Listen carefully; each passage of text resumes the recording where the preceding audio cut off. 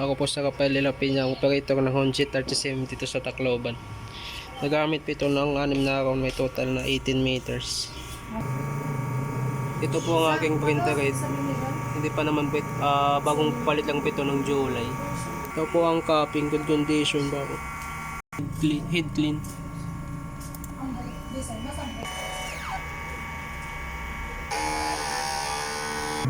After head clean po, nasa ng wiper at cupping.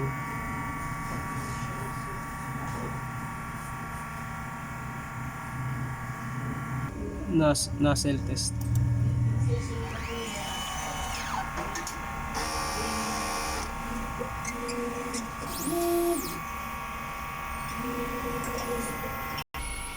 Ang ink system ay tama lang. Ang huling palit ng damper ay nung July. Ito naman po ang Westang.